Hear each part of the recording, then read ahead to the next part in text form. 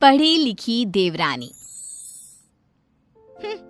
अगर आज मैं भी पढ़ी लिखी होती तो मैंने मोहल्ले में हो रहे कंपटीशन को जीत लिया होता और अच्छी खासी मोटी रकम जीतकर आपके हाथ में थमाई होती। माँ बड़ बोली, ज्यादा मत बोल।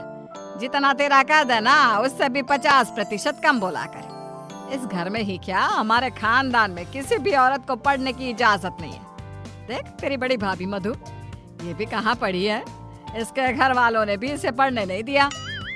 तो अब आप बाकी लोग जो करेंगे वही करोगी? पढ़ना सिर्फ लड़कों के हाथ में है। किताब, पेन, पढ़ाई ये आदमी ही कर सकते हैं, क्योंकि उन्हें ही तो आगे जाके कमाना है। औरतों को तो सिर्फ बेलन, झाड़ू और पोछा यही करना है जीवन भर। और तेरे इस कंपटीशन को जीत कर मुझे नहीं चाहिए पैसे। मेरा बड़ा बेटा सागर अब कमा रहा है और छोटा बेटा तेज भी अपने कॉलेज की पढ़ाई के बाद कमाएगा ही। तारिणी, तू तो बस अपनी बड़ी भाभी से खाना बनाना और घर के बाकी काम करना सीख ले। सच में आप सबकी सोच ना जमीन में धसी हुई रहेगी लाइफ टाइम। न जाने क्यों मैं इस घर में पैदा हुई। ऐसा नहीं बोलती तारिणी। तारिणी रोकर अपने कमरे में चली जाती है। पाठक परिवार में आज तक किसी भी लड़की ने पढ़ाई नहीं की और सिर्फ लड़कों को ही इजाजत दी जाती है, लड़कियों को नहीं। बिंदु के 2 बेटे होते हैं। बड़ा बेटा सागर जो एक अच्छी नौकरी करता है और उसकी बीवी मधु है, और छोटा बेटा तेज जो अभी कॉलेज में अपने लास्ट ईयर की पढ़ाई पूरी कर रहा होता है। बिंदु और यशराज ने कभी अपनी बेटी तारिणी को पढ़ने नहीं दिया, जिसकी शिकायत वो आज तक करती है। तेज को अपने कॉलेज में प्रीति नाम की एक लड़की से प्यार हो जाता है।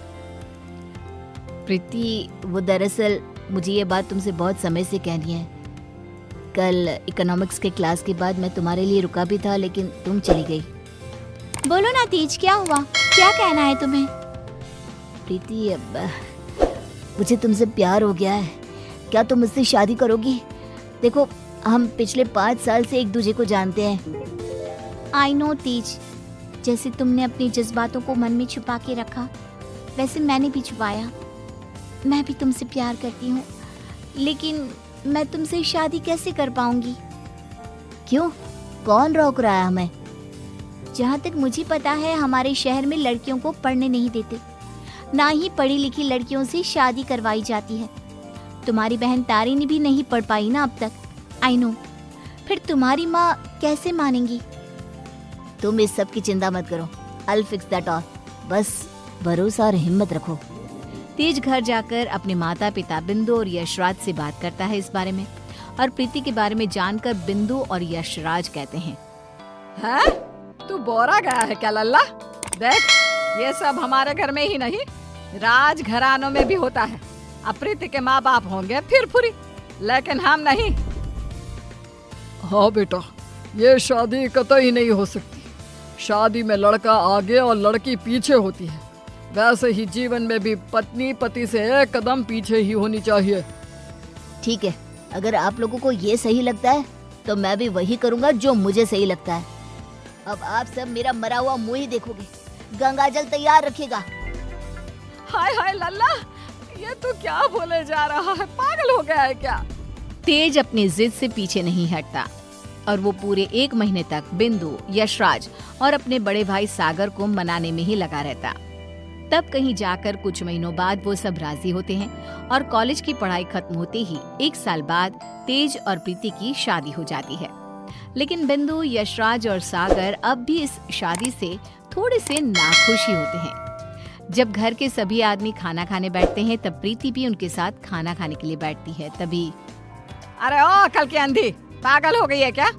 अरे माना कि तुम एक पढ़ी लिखी लड़की हो, लेकिन इसका मतलब ये तो नहीं ना कि घर के और ससुराल के तौर तरीकों का पालन भी ना किया जाए। खाना पहले घर के आदमी खाते हैं और फिर औरतें खाती हैं, दोनों एक साथ नहीं बैठे, समझ गई? लेकिन मम्मी जी, ऐसा क्यों? मेरा मतलब खाना तो सबका एक ही होता है ना, तो सब अलग अलग बैठकर क्यों खाए? प्रीति, तुम चलो ना रसोई में, चलो, सबके लिए कटोरी में खीर परोसनी है। लेकिन मधु दीदी। प्रीति, माँ और मधु जो कह रही हैं वो सब सुनो। तेज, अपनी बीवी को कुछ समझाओ। प्रीति गुस्से से उठकर रसोई में चली जाती है और मधु के साथ खीर को कटोरियों में परोसने में लग जाती है। प्रीति, हम इस घर की बड़ी बहू हैं, उसके बावजूद भी हमें हर मामले में, हर काम में पीछे रखा जाता है, जूती की नोक पे रखा जाता है, क्योंकि हम पढ़े लिखे भी नहीं हैं। अब सोचो, हम बड़ी बहू होकर भी हमारा ये हाल है, तो तुम्हारे साथ क्या क्या होगा। मधु दीदी, आप पढ़ी लिखी नहीं हो, इसमें आपकी कोई गलती नहीं है, लेकिन ये जो कुछ भी हो रहा है ना, आदमी और औरत का भेदभाव, ये सब बहुत ही बेकार और इलॉजिकल है। आज दुनिया कहाँ से कहाँ पहुँच गई है। आज के जमाने में औरत आदमी के साथ कदम से कदम मिलाकर चलती है। खैर, अब हम और कर भी क्या सकते हैं, लेकिन हम अपने आप को बहुत भाग्यशाली मानते हैं। क्यों मधु दीदी? क्योंकि हमारी एक पढ़ी लिखी देवरानी जो है। हाँ, आपको पता है मधु दीदी, आप ना बहुत क्यूट हो, आपको किसी की नजर ना लगे। जब सभी हॉल में एकत्रित होते हैं, तभी बिना घूंघट ओढ़े प्रीति को देखकर, प्रीति बहू, अब क्या तुम्हारे लिए दीवार पर बड़े अक्षरों में इस घर के तौर तरीके लिखवा दिए जाए? हैं? अब क्या किया मैंने? आप हमेशा राशन पानी लेकर क्यों चढ़ जाती हो मुझ पर mummy ji? I just don't understand. Preeti बहू, आज तुम बगैर घूंघट के दिख गई हो। आइंदा से अगर ऐसा बिना घूंघट के दिखी ना, तो मुझसे बुरा कोई नहीं होगा। मधु बहू को देखो, सोते समय भी घूंघट ओढ़े ही सोती है, नींद में भी ये हमारे आदेशों का पालन करती है। और हाँ, एक और बात कान खोल कर सुन लो, आइंदा से बड़ों से और अपने इर्द गिर्द के आदमियों से इतनी बदतमीजी से बात नहीं करना, और इस घर की 4 दीवारों में सिर्फ और सिर्फ सरल हिंदी भाषा का ही प्रयोग होगा। अंग्रेजी भाषा नहीं गूंजनी चाहिए। तेज, अपनी धर्म पत्नी को समझा कर रख। प्रीति निराश हो जाती है और अपने कमरे में चली जाती है। रात में वो तेज से कहती है, तेज, ये सब क्या हो रहा है? तुम्हारे घर वाले इतने पागल कैसे हो सकते हैं? अगर मुझे ये अंदर की बातें पता होती ना, तो मैं कभी तुमसे शादी नहीं करती। I married you just because तुमने कहा कि तुम्हारे घर वालों को मुझसे कोई ऑब्जेक्शन नहीं है। हाँ, तो वही हुआ ना, वो कुछ बोले क्या तुम्हारी पढ़ाई लिखाई पर? अब बाकी कुछ रूल्स रेगुलेशंस है घर की लड़कियों और बहुओं के लिए, अब उन्हें तो फॉलो करना ही होगा ना। आई नो वो थोड़े बहुत गलत है, लेकिन अब हम और कर भी क्या सकते हैं।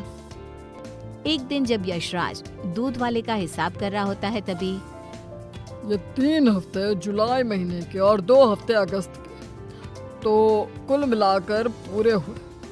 अरे बिंदु, जरा हमारे ड्रॉअर में से कैलकुलेटर तो लेकर आना। जी अभी लाती हूँ। बिंदु कैलकुलेटर लाती है और तभी प्रीति भी वहाँ आती है और यशराज को हिसाब करते देखती है। ओफो, ये कैलकुलेटर चल क्यों नहीं रहा? अब मैं हिसाब कैसे करूँगा? 5 हफ्तों का हिसाब मिलाया जाए तो बनते हैं 680 रुपए, क्योंकि हमने 3 रविवार और 4 मंगलवार को दूध नहीं लिया था रघु भैया से, तो उस हिसाब से यही हिसाब बनता है। मैंने अपने माइंड में ही 1 मिनट में कैलकुलेट कर दिया है। प्रीति बहू, तुझे 1000 बार कहा है ना, रसोई में ही रहा कर। अरे आदमियों के काम में क्यों हर बार अपनी टांग अड़ाने आ जाती है? आइंदा से ये हिसाब किताब वाले काम में तू बिल्कुल भी ध्यान नहीं देगी। चल दफा हो यहाँ से अब। न जाने कौन सी घड़ी थी वो जब तेज को इससे प्यार हुआ। बेवकूफ है हमारा बेटा। इस तरह फिर से प्रीति को चुप कराकर रसोई में भेज दिया जाता है। कुछ दिनों बाद प्रीति जब बाजार से घर लौटती है, तब वो घर पर सबको मधु पर चिल्लाते हुए देखती है और मधु बेचारी फूट फूट कर रोई जा रही थी। सब तुम्हारी गलती है, तुम्हारी वजह से ही मैं बाप नहीं बन सकता कभी। पता नहीं क्यों आई तुम मेरी जिंदगी में। पनौती हो तुम, पनौती। लेकिन सागर जी, डॉक्टर साहब ने कहा है कि आपके अंदर कुछ मेडिकल इश्यूज हैं, जिसकी वजह से आप कभी बाप नहीं बन पाएंगे। अब इसमें हमारी क्या गलती है? ओए मधु, ज्यादा ऊंची आवाज से बात मत कर। वही तो। प्रीति से अपना गुस्सा कंट्रोल नहीं किया जाता और वो तुरंत अंदर आकर चिल्लाती है, बस, आप सबको ये क्या हो गया है? जब डॉक्टर ने कहा है कि कमी सागर भैया में है, तो मधु दीदी को क्यों सुनाना? वो क्यों सहे? सारे ताने, सारी डांट, सारी गलती मधु दीदी की कैसे हो गई? मास्टरनी, तू तो चुप ही रहा कर। वो कहते हैं ना, एक गंदी मछली पूरे तालाब को और बाकी मछलियों को खराब कर देती है। तू ना वैसी ही है। तेरी वजह से ही ये मधु बहू भी उल्टा बोलना सीख गई है। नहीं माँ, ये सरासर गलत है। गलती सागर भाई की है। नहीं, मधु में ही कोई दोष है। हमारे बेटे सागर में कोई दोष हो ही नहीं सकता। ये मनहूस मधु कुंडली मारकर बैठ गई है हमारे सागर के जीवन में।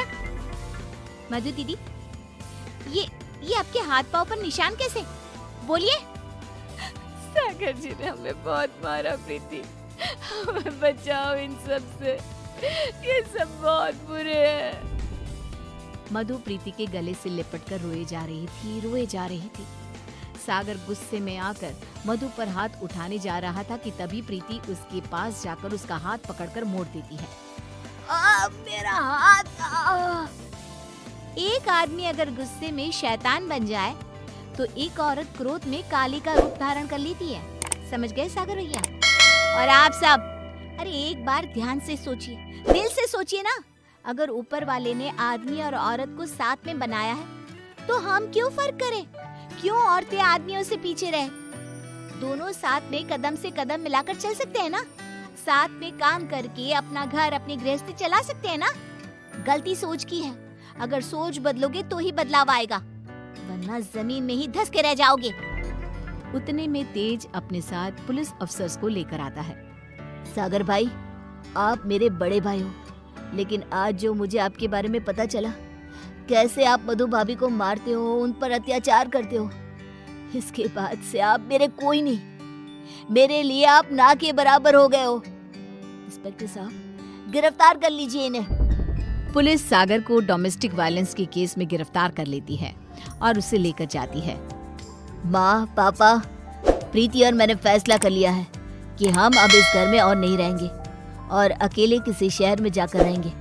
मधु दीदी और तारिनी भी हमारे साथ चल सकती हैं। इस तरह तेज और प्रीति वहां से चले जाते हैं और मुंबई शहर आकर तारिनी और मधु दोनों भी पढ़ने जाती हैं और सभी अपना जीवन खुशी से बिताते हैं। वहीं बिंदु और यशराज, जिन्हें तेज हर महीने पैसे और खत भेजता है, वो दोनों अपने बच्चों की याद में रोते रहते हैं और उनके खतों को ही पढ़ते रह जाते हैं।